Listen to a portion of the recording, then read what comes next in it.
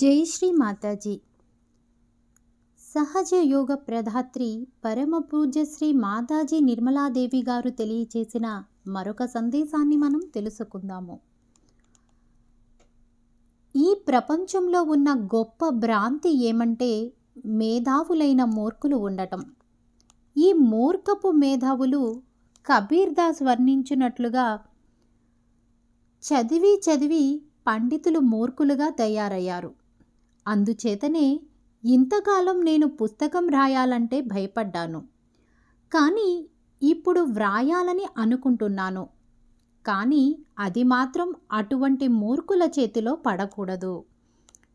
ఇటువంటి వారు ఎలా ఉంటారంటే, ఏ దేశము సందర్శించకుండానే ఆ దేశాన్ని గురించి లేనిపోనివన్నీ కల్పించి ప్రపంచానికంతటికీ చాటుతూ ఉంటారు. అటువంటి వారు నేను ఆ దేశానికి వెళ్ళాను, అక్కడ అది చూశాను, అక్కడ అది ఉంది, ఇక్కడ ఇది ఉంది, అక్కడి వారు ఒకరు ఇలా అన్నారు, ఒకరు అలా అన్నారు అని చెబుతూ ఉంటారు. అంతేకాని వారికంటూ స్వంతంగా ఏ అనుభవము ఉండదు. కానీ మీరు సహజ యోగులు, మీ అందరికీ అనుభవం కలిగింది. ఈ చైతన్య తరంగాలు అంతర్గతంగా మీ లోపలి నుండే మొదలయ్యాయి. అంటే దానర్థం మీలో చైతన్యం ప్రవహిస్తున్నట్లే. చైతన్యం యొక్క అనుభూతి ఏమిటో మీరు తెలుసుకున్నారు. మీరొక ఉన్నతమైన స్థానంలో కూర్చుని ఉన్నారు. ఎవరైతే గొప్ప ఉపన్యాసాలు ఇస్తారో, చైతన్యం గురించి వివరిస్తారో, ఎవరైతే గొప్ప గొప్ప సంస్కృత శ్లోకాలను పఠిస్తారో వారికి ఒక అణువంత అయిన అనుభూతి ఉండదు. అంతేకాక వారు ఈ భగవత్ సామ్రాజ్యానికి చాలా దూరంలో ఉన్నారు.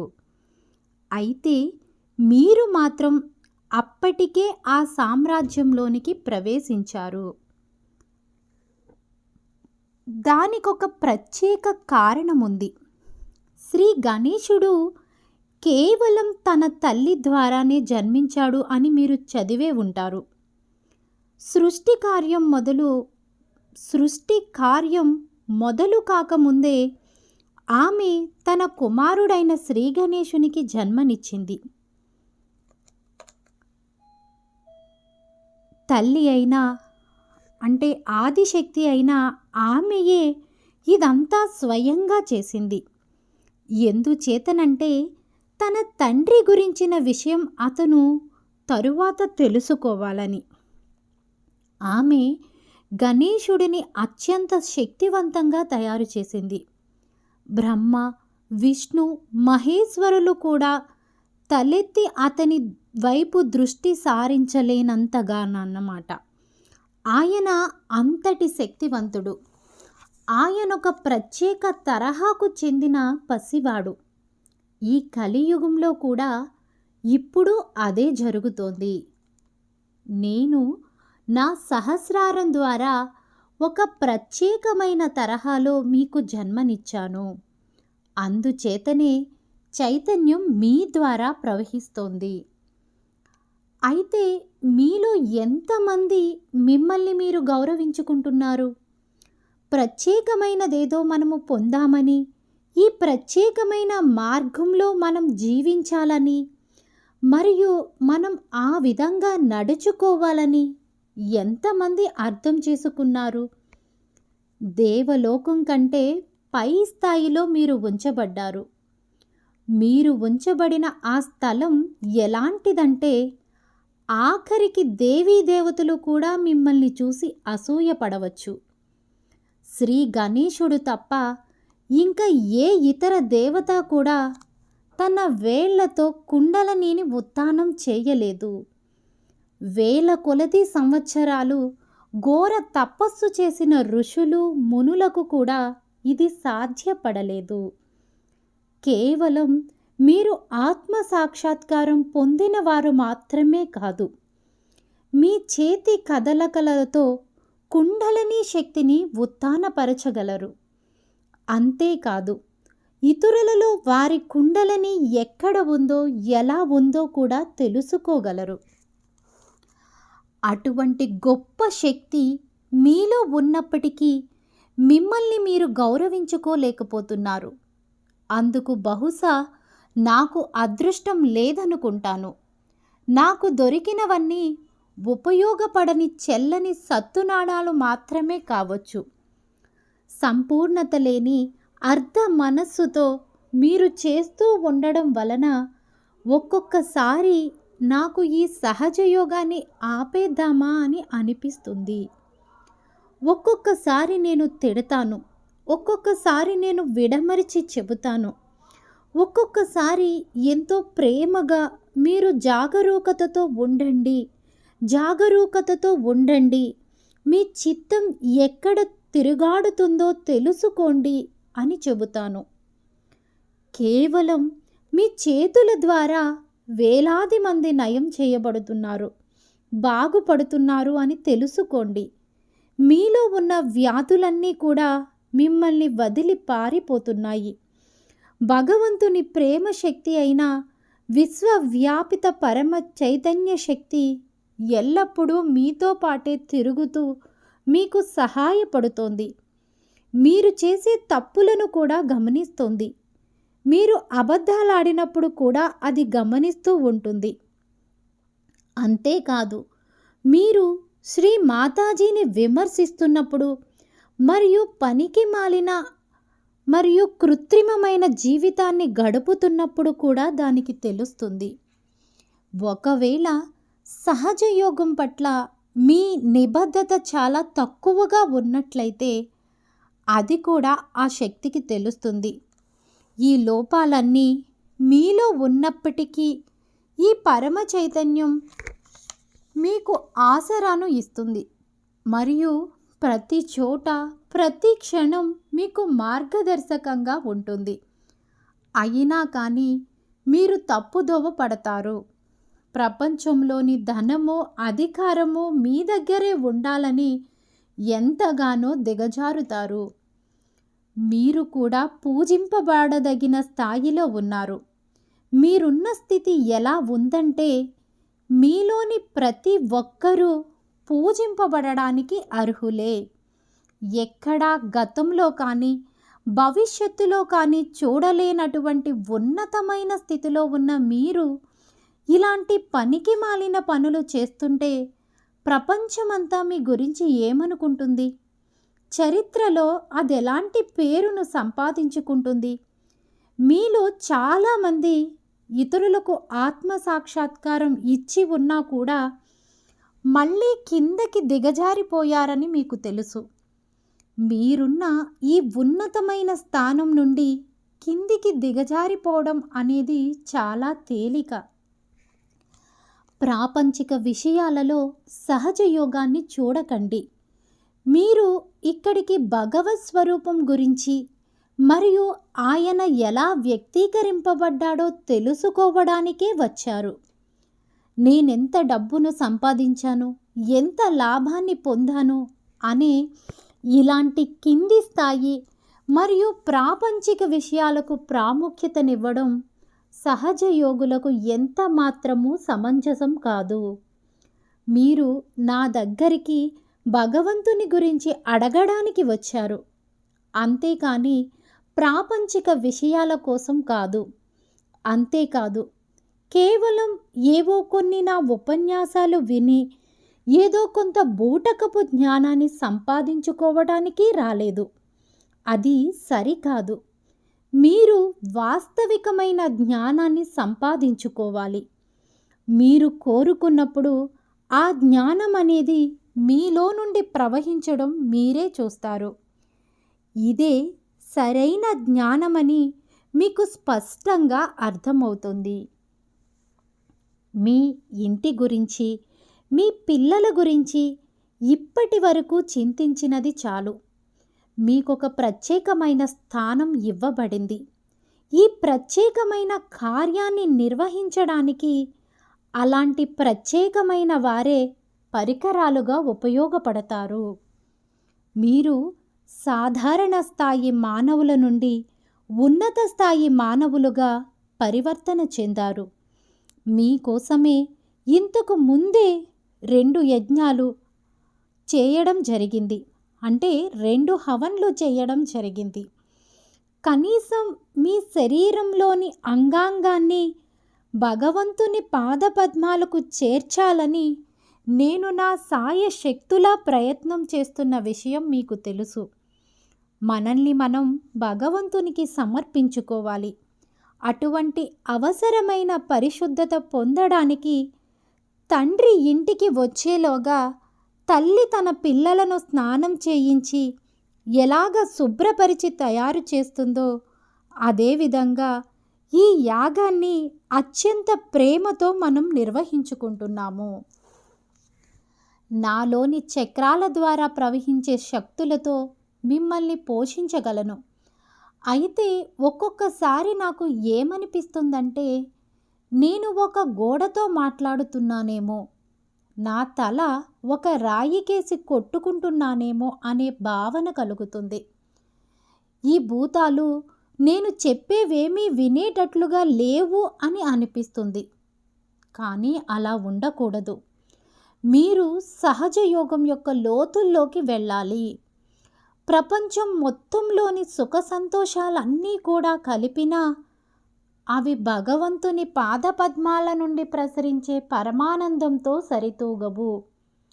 ఒకసారి ఆ యొక్క బ్రహ్మానంద స్థితిని పొందిన తరువాత ఎవరూ ఇటువంటి ప్రాపంచిక సుఖాల వైపు మళ్ళరు. అదెలాగంటే ఒక అమృతాన్ని తాగిన వ్యక్తి ఎటువంటి మృత రసాన్ని ఆస్వాదించడు. భగవంతుని యొక్క శక్తులు అనంతమైనవి మరియు అవి మీ చేతుల ద్వారా ప్రవహిస్తాయి. అవి ఎక్కడ ఎలాగ పనిచేస్తాయో మీరు అర్థం చేసుకోలేరు. ఈరోజు శ్రీ ప్రజాపతి యొక్క యజ్ఞం చేసుకుంటున్నాము. ఆయన పంచమహాభూతాలతో ఏర్పడ్డాడనే విషయం మీకు తెలుసు. ఈ 5 పంచమహాభూతాలకు పూజ చేయడం అంటే సాక్షాత్తు శ్రీ బ్రహ్మదేవుని పూజ చేయటమే. ఎందుచేతనంటే ఈ 5 ఆయన యొక్క ఆయుధాలు. ఈ 5 కూడా శ్రీ ఆదిశక్తి చేత ప్రజాపతికి ఇవ్వబడిన ఆయుధాలు. శ్రీ ఆదిశక్తి తన కళ్ళు తెరిచి చూసినప్పుడే కాంతి ఆవిర్భవించడం జరిగింది. ఆ విధంగా కాంతి యొక్క తన్మాత్ర అంటే అగ్నితత్వం యొక్క సారం సృష్టించబడింది. శ్రీ ఆదిశక్తి సుగంధాలను తన నాసిక ద్వారా వాసన చూసినప్పుడు ఆ సుగంధం ద్వారా భూమి సృష్టించబడింది. ఈ విధంగా భూతత్వం సృష్టించబడింది. శ్రీ ఆదిశక్తి మాట్లాడినప్పుడు వెలువడిన ధ్వనే ఆకాశతత్వం. దానినే మనం నాదం అని అంటాము. ఈ విధంగా తన్మాత్రలు, వాటి నుండి పంచమహాభూతాలు సృష్టించబడ్డాయి. ఈ కార్యమంతా శ్రీ ప్రజాపతి అంటే శ్రీ బ్రహ్మదేవునిచే నిర్వహింపబడుతోంది. ఇప్పుడు పూజ బ్రహ్మదేవునికి జరగడం లేదు. దానికి కారణం ఏమంటే ఈ విశ్వంలోని కార్యాన్నంతా ఆయనే నిర్వహిస్తున్నాడు. మీ శరీరాలను, దానిలోని తత్వాలను ఆయనే నిర్వహిస్తున్నాడు. అందుకోసమే ఆయనను పూజించవలసిన పని లేదు. తాను నివసించే స్థానం నుండే ఆయన ఈ కార్యాన్నంతా నిర్వహిస్తున్నాడు. మీరు చేయవలసింది కేవలం 2 శక్తులకు మాత్రమే. ఒకటి మీ యొక్క ఉనికిని మరియు మీ జీవనాన్ని నిర్వహించే శ్రీ శివునికి. రెండవది ఎవరి వలన అయితే ఈ పరిణామక్రమ కార్యం జరుగుతుందో అటువంటి శ్రీ విష్ణువుకు మాత్రమే. అయితే శ్రీ ప్రజాపతికి యజ్ఞం చేయడం చాలా ముఖ్యమైనది. దీనితో మీలో ఉన్న 5 తత్వాల యొక్క తన్మాత్రలు జాగృతి చేయబడి వాటి యొక్క ప్రకాశం మీకు ప్రసాదింపబడుతుంది. ఇది వరలో శ్రీ ప్రజాపతికి మాత్రమే యజ్ఞాలు నిర్వహించేవారు. ఆ తరువాతి కాలంలో శ్రీ విష్ణువుకు కూడా యజ్ఞాలు జరిగేవి. శివునికి కూడా యజ్ఞాలు జరగాలని ప్రజలు అనుకున్నప్పటికీ అలా జరగలేదు. ఆయనకు రుద్ర మాత్రమే జరిగేది. దీనికి కూడా అనేక కారణాలు ఉన్నాయి. పౌరాణిక గ్రంథాలలో పేర్కొన్న కర్మకాండల్లో చాలా లోతైన కారణాలు ఉన్నాయి. అందుచేత కేవలం వాటిలో వ్రాసి ఉన్నదే మీరు అనుసరించినట్లయితే అందులో గుడ్డి నమ్మకం అనేది ఏమీ ఉండదు. వాటిలో మీలో చైతన్య తరంగాలు ఉన్నంత వరకు ఆ గ్రంథాలలో వ్రాసి ఉన్నది వాస్తవమా కాదా అనే విషయాన్ని మీ యొక్క చైతన్యానుభూతితో పరిశీలించి తెలుసుకోవచ్చు. చాలా ప్రదేశాలలో ప్రతి గ్రంథంలోనూ కొన్ని తప్పుడు విషయాలను చొప్పించారు.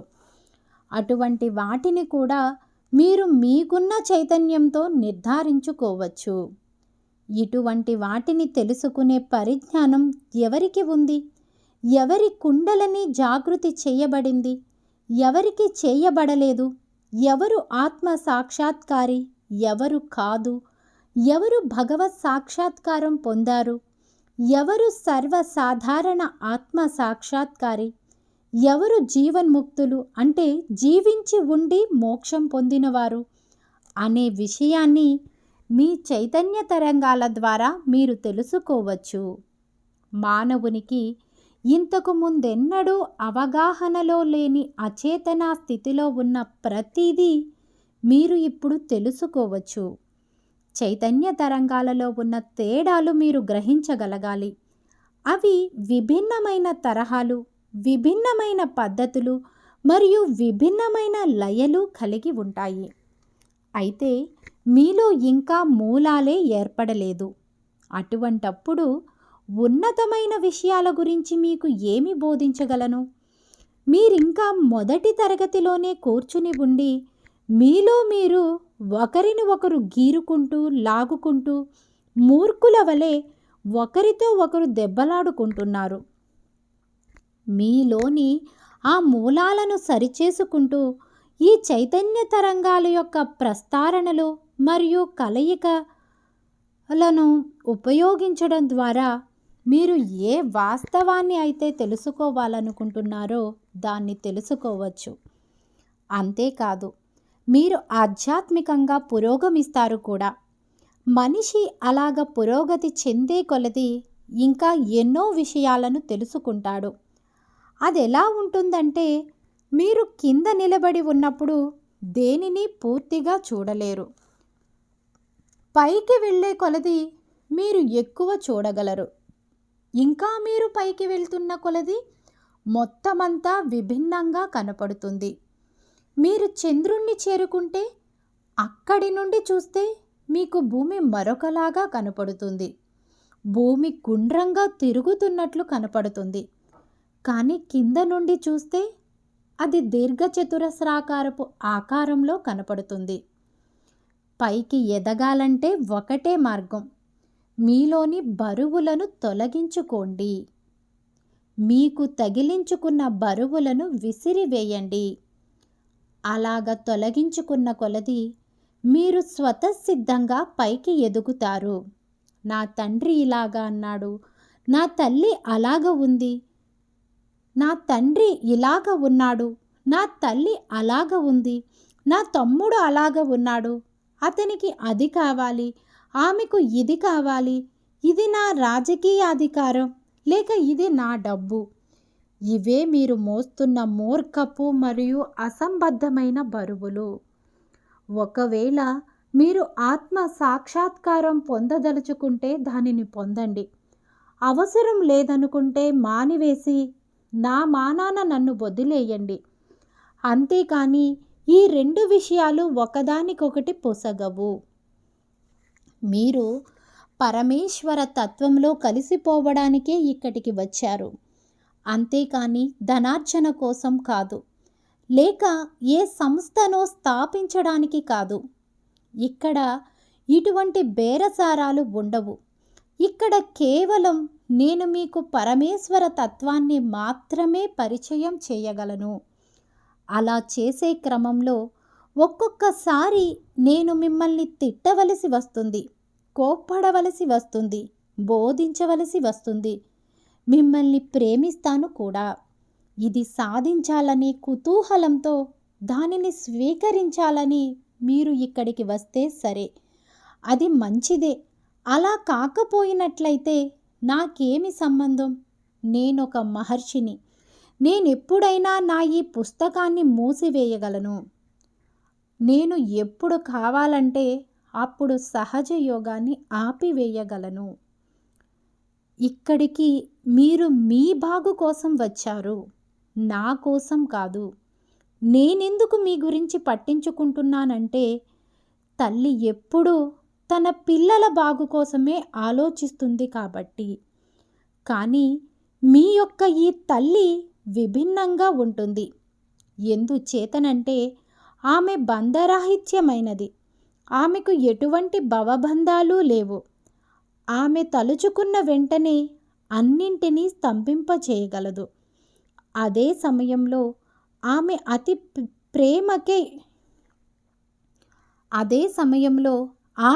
అతి ప్రేమైకమూర్తి మరియు అత్యంత ఆప్యాయత కలిగిన తల్లి.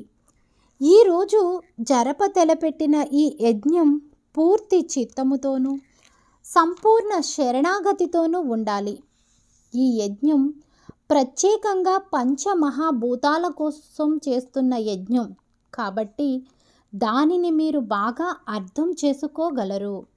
ఇది జడతత్వం అంటే నిర్జీవమైన భౌతికవాద సిద్ధాంతం మీద జరిగే యజ్ఞం. అయితే జడతత్వం కూడా చాలా అవసరమే. ఎందుచేతనంటే జడతత్వం స్వచ్ఛంగా లేకపోయినట్లయితే మిగతాదేది స్థిరపడదు. అప్పుడు మీలోని జడతత్వంలో కూడా సమస్యలు వస్తాయి. ఎప్పుడైతే మీలోని ఆ జడతత్వం స్వచ్ఛమవుతుందో అప్పుడు నా కార్యం చాలా పొందికగా జరుగుతుంది.